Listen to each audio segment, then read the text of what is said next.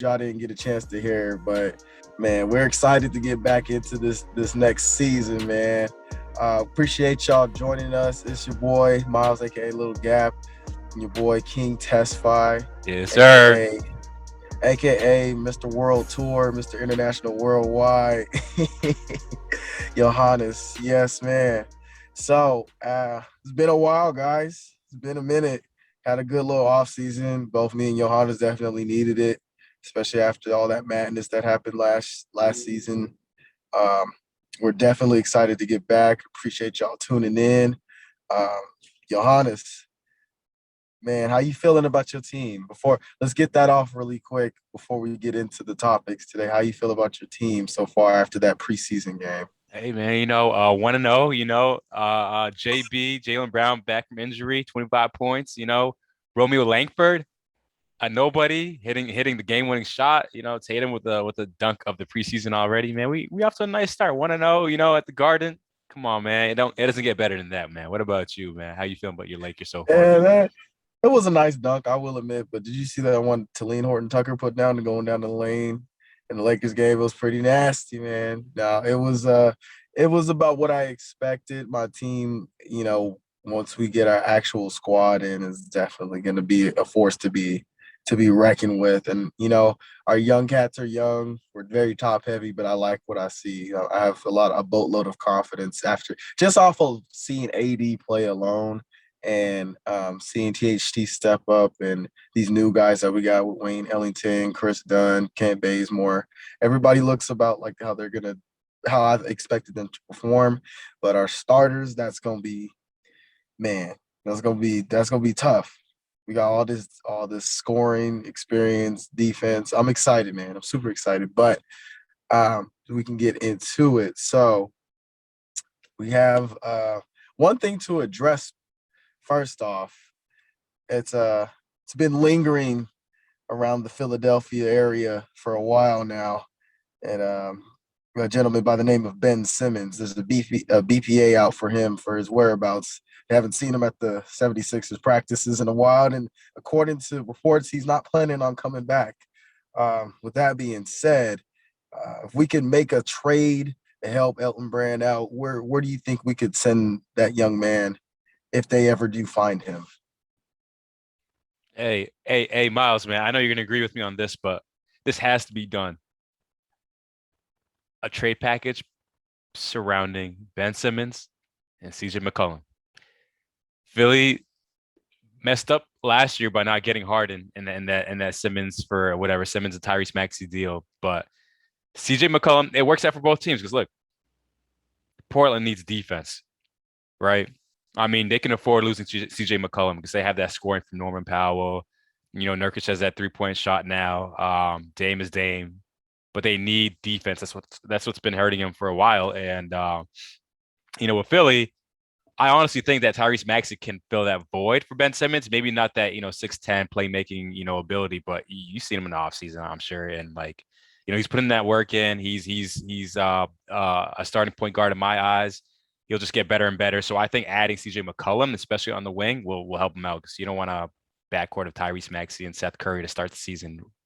So that's in my opinion. I mean, that Minnesota's a great location as well, but I don't really know if Minnesota wants to give up D'Lo or Anthony Edwards or whatnot. So I just think a package around TJ McCollum and Ben Simmons works out best. So Myles, aka the Black Woj, man, I know you got a good trade scenario in your mind, man. What's up? I give you a little preview of what I think could happen if both teams were all in and are okay with it, and that being a trade package with involving Ben Simmons, Danny Green, and another player, Isaiah Joe, who they could um, trade off for D'Angelo Russell. Excuse me, I'm checking back with my notes, guys.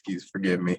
Malik Beasley, Jaden McDaniels, a first round, two first round picks, and possible cash considerations, if not another future pick swap. So I'm thinking it could work, but I don't know if Minnesota is willing to give up those picks just yet. But hey, they got to try. They both of the teams need to try something. Philly, if they really want to have a shot at making a playoff run this year, they need to get rid of Ben Simmons. If that experiment has failed, they should have been trade him when he had trade value. And I had been saying that, like, I mean, if they were gonna make a trade for it, they needed to do it sooner than that. And it looks like they're gonna have to. It looks like they're just gonna be getting collecting money back from Ben Simmons in the meantime. So they're not. They don't seem very. Doesn't seem too urgent, but obviously they want to get him off the books. So I say that they could make that try to happen with Minnesota. That's the only place I could put together a scenario at the moment. Because who else is going to be willing to take him? I mean, Orlando possibly. I don't know who you can give up. Markel Fultz and some other pieces and some first round draft picks and possibly pick swap, but I don't know, man. It just looks like Ben Simmons is kind of a pariah of a look right now because of him being a self-proclaimed socialite, needing to be in a bustling city. And I know Minnesota ain't that location, that's for sure. But it will force him to do nothing but play basketball because there's not. I mean, you've been to Minnesota. I don't know what else there's to do in Minnesota. It seems like a fun place, but as far as his needs and his taste, I don't know. But that's why I could see it working out. But I'll say this real quick. Minnesota's a great area. But I think, from a personality standpoint, he might fit in with Minnesota because not to hate on some of the guys there, but there's a lot of light-skinned brothers, on the team, that have a couple of them have, done shady things. One of them used to play for the Lakers by the name of D'Lo. But, my thing with Ben Simmons is he's always well, he hasn't always, but in the past year or two, he's always expressed frustrations with Philly. Whether it was what do you call it? Daryl Morey joining the team, he was upset about that. He's upset about Joel Embiid having the ball instead of him, or him not having enough shooters on the team. So I'm just curious as to why Ben Simmons signed that 4-year extension with Philly, knowing that he was getting fed up and whatnot. And then from Philly's standpoint, I don't know why, because I was very vocal about this, why they didn't trade for James Harden when he was available for a guy like Ben Simmons. I understand Ben Simmons is younger, more potential, more talent if he had that jump shot, but I mean, it's James Harden, man. You got to make that trade. So now they're over here talking about, like we're talking about, Jaden McDaniels, D'Lo, CJ McCollum. Now you got to settle for where you have. But I just wanted to throw that out yeah, there.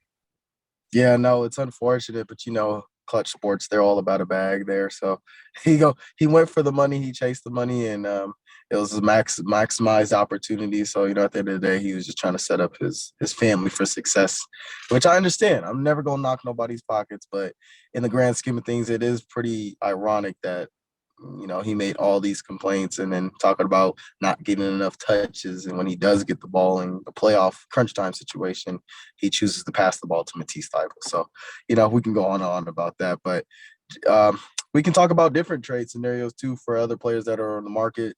Recently, John Wall became, it was reported that he was going to try to work with Houston to be able to make some trades happen, get him shipped out to a different team. I'm thinking, and this is something that we both, we always have the same eye for these kind of things. Clippers, possible destination. Who do you think? What kind of scenario you think they could build around if they were to be in trade talks with one of the other two teams that I have in mind? Yeah. And I know you're gonna say the same thing here. So I mean, look, the Clippers don't want to be a younger brother to the Lakers, and the Lakers got a huge star in Russell Westbrook. So I think that the Clippers could give up Eric Bledsoe, Luke Kennard, and either 2 first-round picks, if that's too much, maybe a first-round pick and a second-round pick, for the mere reason that Houston wants to go young, right? They got a team around Jalen Green, Josh Christopher, Christian Wood, whatnot. So obviously they want to go younger, have more cap flexibility. Eric Bledsoe and Luke Kennard have value, and the contracts work out for the Clippers side of things. I mean, having John Wall with the Clippers, bringing back a healthy Kawhi, Paul George, and a really solid supporting cast. I mean, I really think that they can be in contention with the Lakers, like assuming, like I said, Kawhi is back healthy or whatnot. I also want to throw this out real quick. The Pelicans. And the reason why I bring up the Pelicans is because they missed out on Kyle Lowry, didn't resign Lonzo Ball. Now, according to sources, they have a disgruntled superstar in Zion Williamson. And instead of getting Kyle Lowry or Lonzo, they got Devontae Graham, who's a great player, offensively or whatnot, but having a fast-paced point guard like John Wall who can facilitate the ball, get the ball to Zion in the perfect spots. Bi, who's an ISO player in my opinion, but he could still get him in solid spots. I think that bringing him in, maybe trading out Valanciunas, who I feel like will clog the paint a little bit for Zion. Trading him, maybe Thomas Satoransky, and a pick or two, because I do have a ton of picks from that LA's trade way back when. But I feel like one of those two teams could work. I preferably, being biased, like Myles knows, I'm a Clippers fan, so I want John Wall on the Clippers side of things. I want him to compete, have a chance to make a run for it. So Let me save you from the people in the comments right now. Part time. He hasn't hopped off the Celtics bandwagon. Excuse me, the falling apart Celtics ship at the moment. He's still on it with you guys. So I had to point that out so you don't get torched in the comments, bro. But I'm honestly, in. I was thinking the same thing as far as LA. I think that, especially since him being a veteran, at this point in his career, he's going to want to compete for a title. And I think the Clippers definitely give him a good chance at that. I believe another team that could possibly work, it'll probably be a three-way trade deal between Houston, Philly, and the Kings. So if you send John Wall over to Philly, um, and then you give a first round pick from Houston and from Sacramento, and Houston gets Marvin Bagley Jr. and Buddy Hield possibly, and then Houston ends up getting Mr. Simmons possibly, if that, or excuse me, Sacramento gets Ben Simmons. So that could be a possible crazy trade scenario. If they do like a three-way trade scenario. That's, I mean, as far as name recognition and star power, I see that being an opportunity. And then there's another scenario that I was cooking up in my head that I think would be really interesting to see, and that being if the Mavericks were to put in a trade for Porzingis and a possible first round pick for Mr. John Wall, and then another pick swap per future pick with them in Houston. So just to, you know, I wouldn't say uh, Luka Doncic and him wouldn't necessarily fit play styles, but I think Luka Doncic is such a special enough player that if you were to get the ball out of his hands and have more off ball sets for him, let John Wall take the offensive load off for him, hell, or even put him in the second unit and let him run with them. And I think it'll be interesting. I don't know how the personalities would necessarily fit, but I think it'll be an interesting scenario if the Mavericks were to do that because they do want to compete and they do need some pieces and some help and support for Luca. And they like to do. Mark Cuban, being a polarizing owner that he is, likes to do stuff like that. So I think it'll be interesting if they did that. So yeah, man. I know that Maverick scenario is a little out there. Even that three-way trade deal was a little out there too, especially with those contracts. But I think with the money it matches up. Those are all pretty big contracts. But I think between Buddy Hield, Ben Simmons, and John Wall, you're kind of just swapping um, uh, cap for cap at that point. So yeah, I think I'm in a good situation to succeed. I hope so. I hope they do right by him. But I would love to see John Wall in a winning opportunity in a winning franchise because he's been in the league for so long. It's about time he starts competing for a chip. But beyond that, I honestly would have loved to, not to cut you off. I honestly would love him in no, you're good. Boston if that cap, if his salary wasn't that horrendous. But it goes back to what you said, man. Clutch Sports, right? Everybody gets the bag in Clutch Sports. So I would love to have him in Boston, but that money, hell Yeah, no. man. Yeah, man, y'all can't afford him. Because trust me, I thought about it too. I was like, I would love to have him, but then we ended up getting Mr. Mr. Westbrook. So have a homecoming situation. I can't complain about that. And speaking of my team, we have some way too early finals predictions that we have produced. And I guess I'll just go ahead and tell y'all what mine is. I think you can kind of guess where I'm going with this. I believe that my Los Angeles Lakers and the Brooklyn Nets will be heading have they're on a collision course for the NBA Finals this year for a couple of reasons. Number one, star power runs this league. They make the league go around, and between those two teams, they have about the most star power out of every other team. We've have too much experience, too much desire and will to win with the players that we've brought in this year, and I believe they all know what it's going to take and it's what's necessary and what sacrifices they're going to have to make. I think the only thing that could stop us, literally the only thing that could stop us, is the matter of attrition and health. So if we could stay healthy, I think there's no.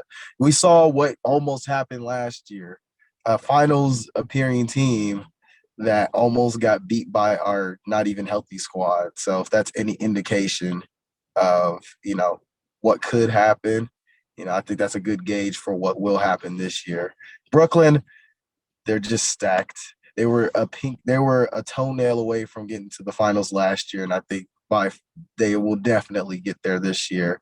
Um, and yeah, man, they just have between the two teams the most star power out of everybody.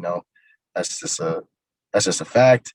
And when they do play each other on Christmas Day, I think we'll get a good baseline as to how the game's really gonna go. And I can't wait for that matchup. But let's hear it, Yohannes. Who do you think's gonna be there? Hey man, listen. Um, I think we already know how it's gonna go. I mean, it's gonna be the Lakers and the Nets, and we saw what happened in the preseason game. It's gonna be a blowout, a sweep by the Nets. But no, I'm just kidding. Um, I feel like the Lakers will come out of the West. Like you said, when it comes down to injuries or whatnot, that's the only thing that could stop the Lakers, in my opinion. And, I'm not worried about chemistry or whatnot. You have a lot of unselfish guys on the team. I I feel like it depends on Kawhi's health. If he's back fully healthy, then my answer might change from the West. But Phoenix is not going to make it bad. Golden State, no other team is as Not loaded. not to cut you off, but they actually had said that Kawhi could come back this year, I believe as early as December, if I'm not mistaken. So And I'm we'll glad you see. bring that up because like I did see that, that he was talking about it in the on the media day, but will he come back? Kawhi is one guy I just don't understand. Like he might get cleared to return to action, but he may choose to sit out. I mean, I know he did hint at coming back this season, but is he going to be back fully healthy? Is he going to be back in time to have that chemistry with his team or whatnot? And the Lakers will be gelling right off the rip, I think. Um, Now in the East, I would love as a Celtics fan for Kyrie not to get the vaccine, so Brooklyn is down one star and and gives a chance to my Celtics to possibly make it out in the East with Phillies drama and whatnot. And but like you stated, I mean, stars are in the league. Stars are what wins you championships. I believe that Kyrie will get vaccinated, and I believe that nobody in the East has a small chance of even touching them. I mean, they added LaMarcus Aldridge again. They got Paul Millsap, Cam Thomas as that rookie. They bring in Patty Mills. I mean, they just re-up the roster just like the Lakers did. So it'll be the Nobody both of those. nobody has a shot, not even y'all Celtics. Like I said, man, Not even y'all. if Kyrie still has, if he has that mindset of the vaccination is no, I am all for it. As a Celtics fan, but I think Boston will be in the top three, top 14. But they don't have enough firepower to mess with KD, a healthy Harden. Yeah, and that's Campbell. and that's the key, man. They have such an explosive offense. I don't know how you can't stop Kevin, but if you try to double team him, you're gonna leave Kyrie or James Harden open. Like they're gonna be covered, but if not, then you got shooters sitting on the outside. Joe. You're gonna leave Joe open, man. Patty, yeah, you got so many guys that can, Patty. yeah. LaMarcus, I don't know Paul who Millsap you could still choose. hit the at three ball, and I will His say mid this, range Miles. game. Oh man, Paul Millsap with his Yeah, man his I play. will He can say make this: dimes. if Yeah, both the Lakers and the Nets are healthy, and they actually meet up in the finals, this arguably might be the greatest finals matchup that I've ever seen in my it'll be 27 the years. probably So the most star-studded finals matchup that I can say I've watched since. When's the last time I've even seen something like that? I don't even think I can say I've seen star power on both sides like that. I can't even say, bro. That's how serious. Maybe the 2000, I don't even know, the 2004 NBA Finals amongst my Lakers and Detroit Pistons, because they were a good team, but even that's not even a good comparison because, bro, there's I don't know how many Hall of Famers between those two teams. oh Like man, you, there's at you guys least have at 10 least you guys have at least like 6 or 7 on the team. just alone on our squad, and then Right. I have at least 5 on 6, possibly 6, 7 on theirs. I don't know, bro. I don't know if we'll ever see anything near that if we get an opportunity to see that. But I'm really excited for that Christmas game coming up this year. So it'll be a lot to look forward to. So glad basketball's back. If you guys did um, if you do think that our predictions are even close, or if we're way off, then speak your piece in the comment section. If you're watching this on YouTube, if you're giving us a listen, hit Yohannes on Instagram at King Tesfai. Bother, blow him up about it. You know, so if you guys, I do appreciate you guys coming and joining us today.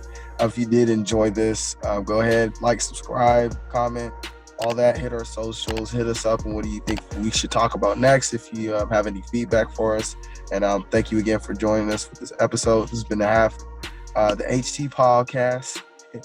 It's your boy Little Cap and King Tesfai. We out of Yes, here. sir. Thanks for joining us.